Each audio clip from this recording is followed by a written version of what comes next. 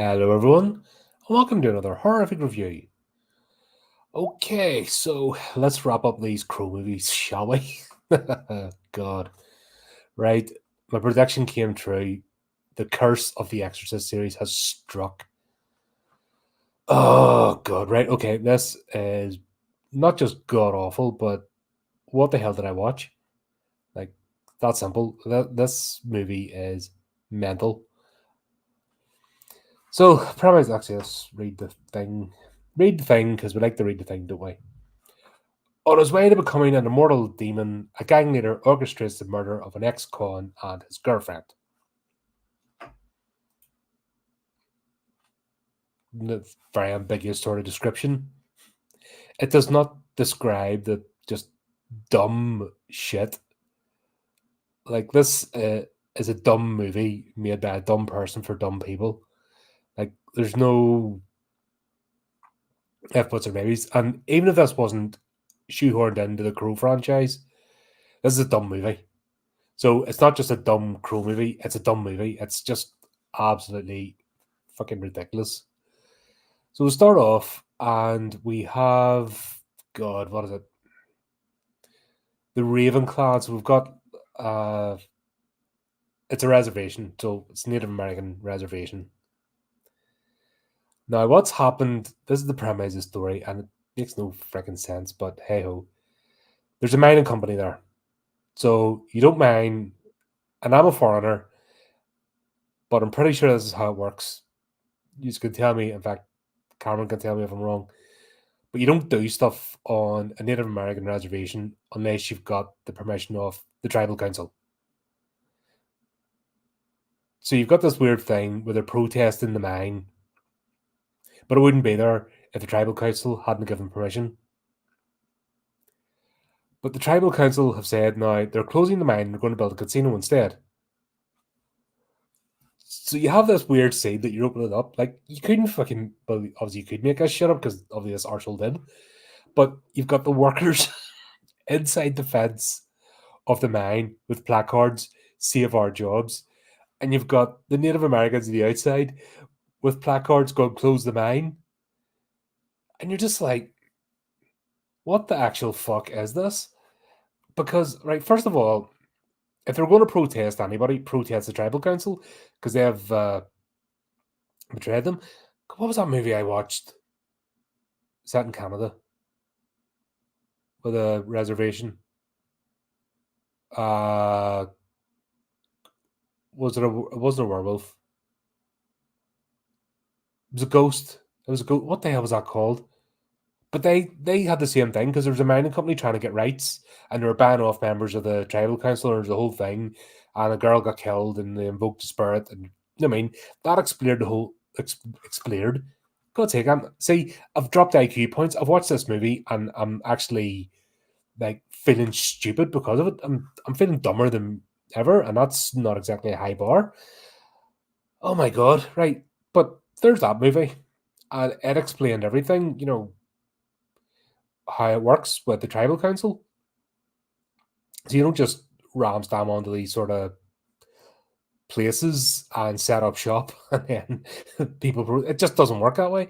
So you just got this weird friggin' scene. And it's like two dogs barking and say, because they're standing at the gate and people are over the gate and coming in and out, and the protesters are like shouting at each other, the fence in the middle. And then you've got the first guy who's war. Yeah, we've got a satanic, a multicultural satanic biker gang who sort of model themselves in the four horsemen of the apocalypse. God, what's it? Right. Also, Danny Trejo's in this. So this could be Machete 3. Like, this is like a Machete movie as opposed to a friggin' Crow movie. Like, if this had been Machete kills Crow or something, I would have got this.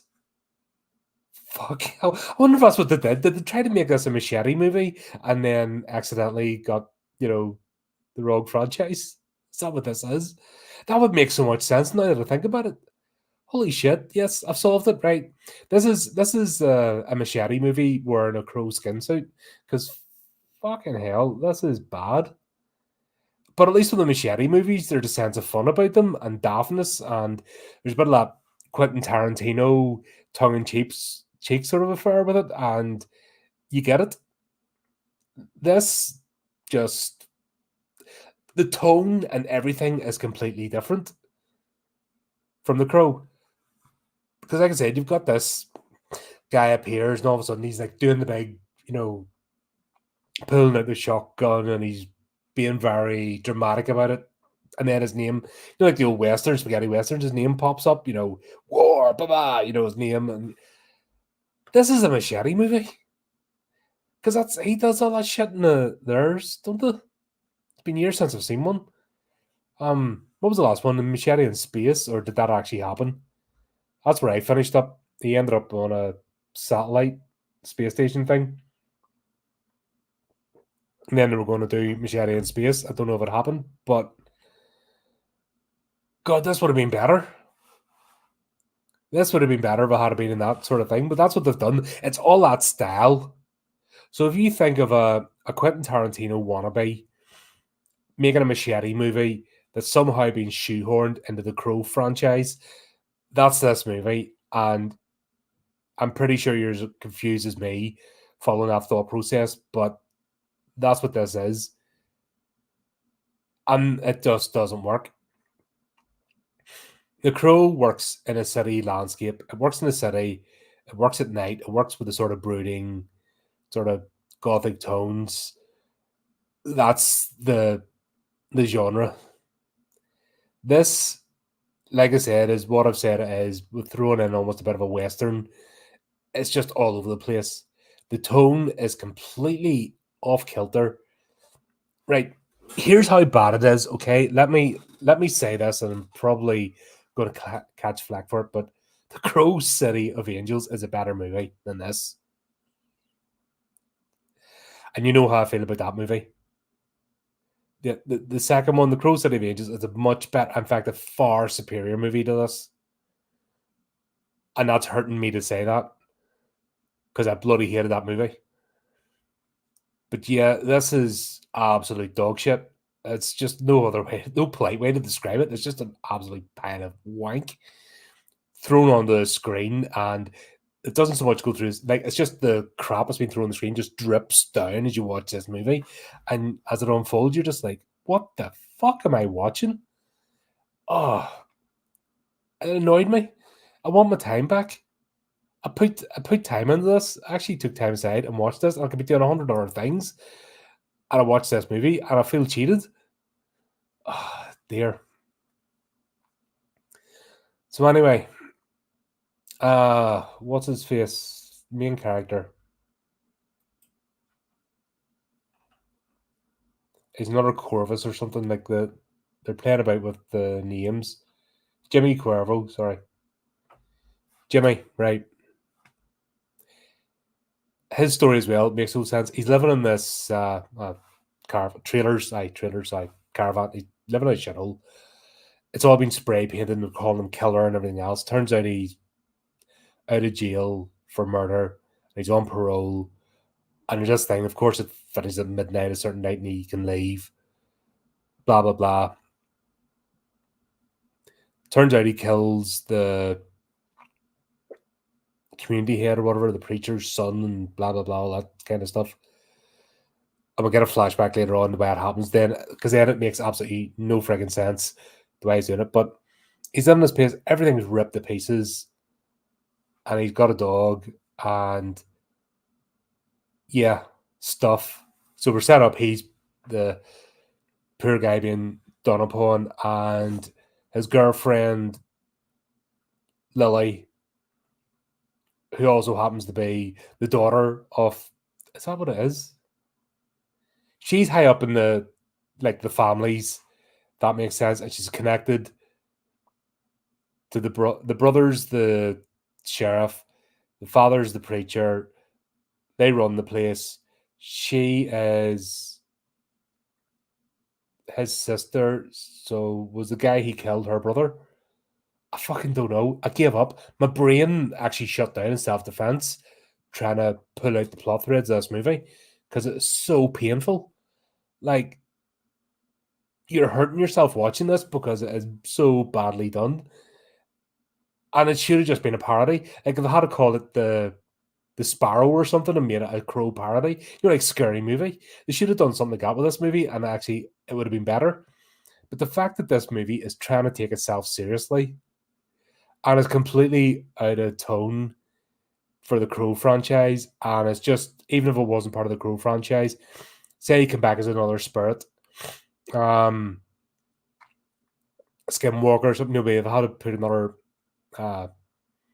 folklore tale, this would have still been a shit movie because it just makes no sense whatsoever. So Lily's trying to tell Jimmy, come to the festival tonight. And what's funny is he lives like absolute shit. We're getting a hint that she's been in this trailer stuff. Like, he lives like crap. And of course she's made him as a spark, the costume, whatever the costume is going to be, that's the plot device. So she's made the plot device, gave it to him for the festival that night. At the same time, we're meeting the Four Horsemen, the satanic biker gang. And I use those terms loosely because they're a bunch of fucking muppets. And Pestilence goes into does he go into the mine? They all do it around the mine and stuff, and he smashes a barrel and has a spray, and then he's over. It's just fucking stupid. Like, the whole thing is daft. But they're all taking revenge. Apparently, they're taking revenge on the miners and people that've done stuff to them and blah blah blah. And you're supposed to give a shit, but you don't because they're crap. They're crap characters. And then it turns out their leader, Luke, who's what's his face, David Boreanaz, Buffy Muppet, Mr. Friggin' Wooden Plank himself, that all the teenage kids loved back in the day. It was like, and he's freaking crap, and he's crap in this too. Yeah, they're rescuing him because he's on a chain gang. And then this whole convoluted action scene happens, and it's shit, basically. And then they all arrive at a church, and there are 4 cars, which are all deckied up. And, like, this is a small community. It's a Native American reservation. And you've got this, like, 4 corners of the earth, culturally diverse biker gang that drive cars. They don't actually drive bikes either. But they keep being, not just in the credits and stuff, they're referred to as a biker gang, but they all drive cars. You're sort of like, what the fuck is this? So that happens. They all come together. Some convoluted plot thing. They're getting they spend a lot of time outside this church, and I think they go in, and they're the same where they bring they've kidnapped the local vicar, they bring him outside, they've nailed him, they're pouring petrol over him, and then he's doing this thing with a match. Now, if this was even remotely real, if anyone's ever lit petrol, it's not the petrol. That's what annoys me about movies. The petrol itself, the liquid doesn't ignite, it's the fumes. So he's waving this match about, and they'll already both be up. It's stupid. Like, everything they do in this is absolutely fucking stupid. So Jimmy leaves. He walks out of his caravan. He goes to the shop to meet Lily. It turns out she runs a scorpion. What is it? Fucking trinkets and stuff made out of scorpions. So we'll see Jimmy grabbing scorpions and putting them in a bag and keeping them in the fridge. And yeah, that's another thing. Just don't try and think about it. It's stupid. Just think that anything happens here is dumb, and you'll be okay. You'll protect your brain. But then, as where it all kicks off, he goes to the store with his wee bag of scorpions and his bunch of flowers to ask her to marry him. and leave with him when midnight strikes and he's off his parole. And it just so happens, just as he goes in, the whole gang's there, the whole satanic biker gang. And it turns out they need to kill those two because they've got a spell book. The spell book says they need to do this, that, and the other. So they hang them both. And Lola, the girlfriend of Luke, and yeah, shit, whatever, goes to take out her eyes, but you don't see it. It's one of those off camera, and the sound effect, oh my god. It's like when I'm doing comedy and the sound effect I've used from time to time, it's that. It is so shit. It's unreal. And then what they've done is for later scenes, for flashbacks in her body, they've bandaged her eyes so you can't see it. It's so fucking bad. Honestly, it's this movie was painful to watch. I'm just saying that. I'm rambling here. My brain's still trying to, the logic center in my brain still trying to make sense of it. Going, what the hell? So this is all leading up to obviously the Crow. And here's what they do. And get rid of those bodies, okay. So they take it to the dump. The the plot device area.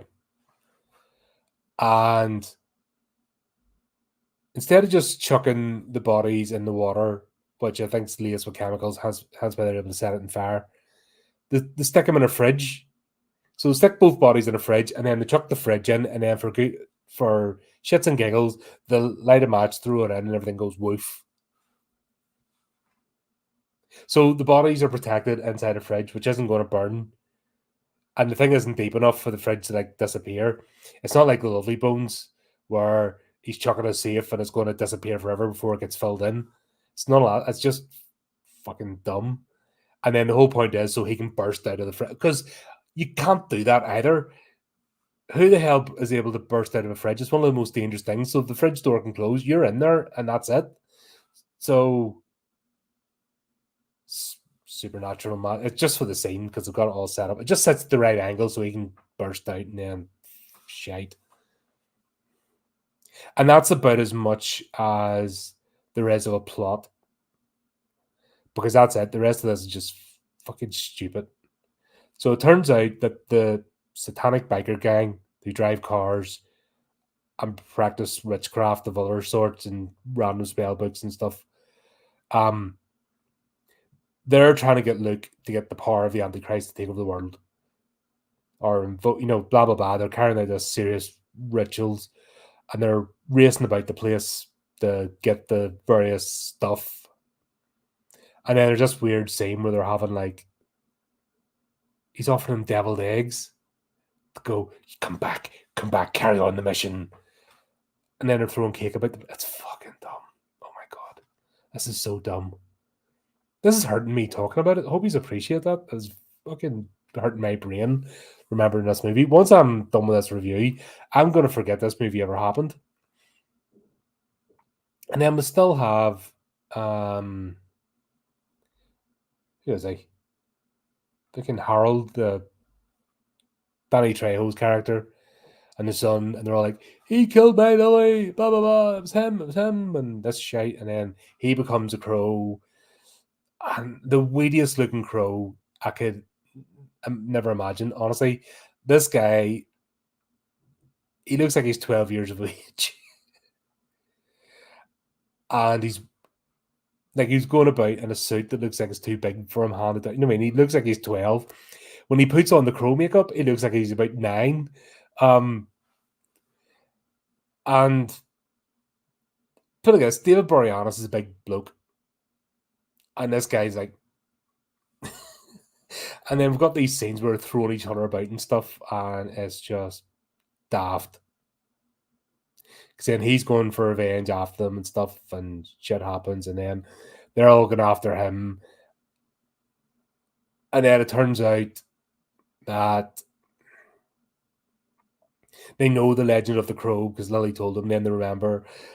And of course, we'll have the fucking, if you get rid of the crow, you get rid of his powers. So, of course, they shoot the crow. And then they do a tribal war dance to bring the crow back to life. And Satan comes. And then Lola decides that she doesn't want to shag Satan anymore. And then she does. And then stuff happens at an Indian burial site. And the sun comes up. And stuff happens. And more stuff happens. And everybody lives happily ever after. And Jimmy goes to the afterlife and sees Lola. And but she's still blindfolded because there are about 5 or 6 dream sequence type scenes where she appeared and had a nice little neat bandages. Like, this is cheap. Like, it just screams cheap bastard, tight fist. I mean, this is somebody making a movie, but you've got like £5 to do it. Go. Oh, Jesus Christ. Why did I watch this? Why did I think this was a good idea? Oh, that's right. Because you bastards want me to look at this shitty remake, don't you? You stitched me up in the chat and you want me to watch this shitty remake, so I thought I'd catch up on all the sequels and get them reviewed. Yeah, thanks for that. The remake better be better than this.